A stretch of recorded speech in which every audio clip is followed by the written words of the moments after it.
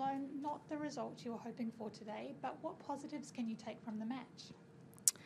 Well, I think obviously the first match of the year is always tough, a very tough matchup in playing Emma. And I think, I didn't think that I played poorly. I think she just played better today. And I think, like I said, it's the first match of the year for me, so I can't be too disappointed. Fantastic, thank you. And we will go to the Yep, you can go first. Well, obviously the first set went very fast. What were you doing to try to get a foothold and sort of slow down her momentum? Well, I think she came out firing. I think everyone saw after the first point, she gave like a massive scream. I think it was just her game plan was to come out and be super aggressive, and she did that well. And obviously, when you're playing someone that's playing like that, they always tend to settle a bit. So I just had to make sure I didn't get too out of control so I could get some games and then obviously get the second. So, I just tried to stay steady. It obviously didn't go the way I wanted, but very up and down match. Could have gone either way, really. Thank you. And yes? Obviously, she's coming 4 months after winning the US Open. You've been in this situation before. What would you recommend to her to try to block out all the noise, the off-court stuff that happens and can be obviously quite distracting after you win a major title like that? Well, I'd say the only same situation is that we won the U.S. Open, but our situations are very different. I think she is carrying a whole country, and that's quite different than my win at the U.S. Open. And I think, her game style and how young she is, like she is a little bit of a different dynamic than I had. But I think she definitely just going to have to learn to manage it and figure out what works best for her. Because she is so young, it's definitely a long road, so there's going to be a lot of ups and downs, and I think she, has just a lot to learn, obviously, on the tour, and not have played that many tournaments on tour. I think it's definitely a learning experience and a learning curve. Based on what you saw from the other side of the net today, how do you think she's coping with it? I mean, she played me, someone she's, ranking-wise supposed to beat, and I mean, she won. Sloane, when you made the semi-final here, you were 19, kind of the same age as her. Obviously, I'm sure you're a much different person now, so I'm curious how you describe 19-year-old Sloane. Yeah, very different. I was new on tour and I got mollywopped by Vika in the semis.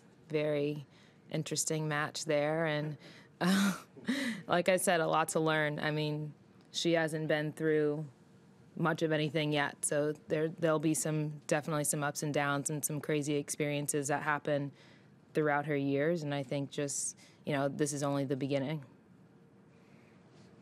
You mentioned right away her sort of visible emotion early and often in this match, Mm-hmm. and you mentioned also just seeing the pressures of her trying to carry a country differently. Like, what do you see looking at her? Because it seemed like there's, real sort of intensity for her in this match, not to be seen as maybe losing early after her first slam. And I don't know if you sense that kind of energy from her too, and just what you think of the sort of fishbowl she's been put in.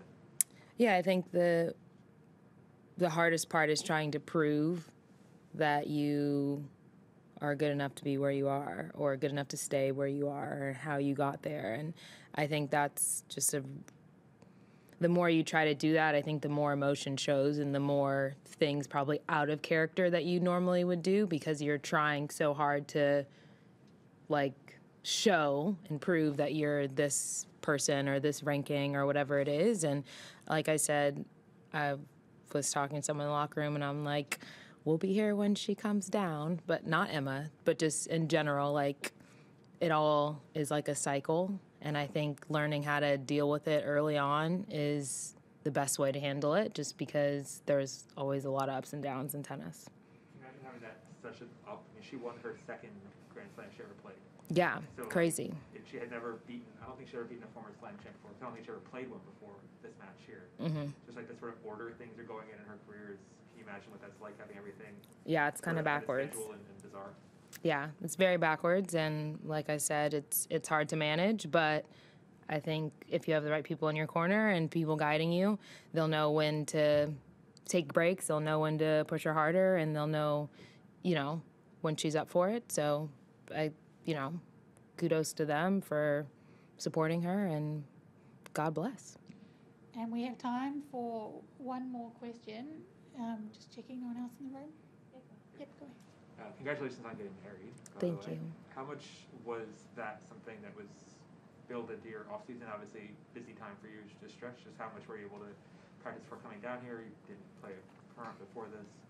How much did that sort of scheduling make this tournament trickier?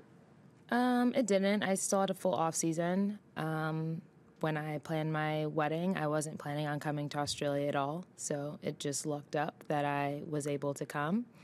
And yeah, just grateful to be able to come and play, obviously, but I fully planned on skipping here just because I had a really tough time last year and I just didn't want to be in the same situation. And I thought, hey, it's just not worth it to me to come and be in another bad situation. So when I decided to come, it was, I don't know, I think everyone was a little bit surprised, but yeah, I just was like, I'm ready. I don't have COVID, so I'm going to go. And that's... You were worried about being in a hard quarantine situation, I guess?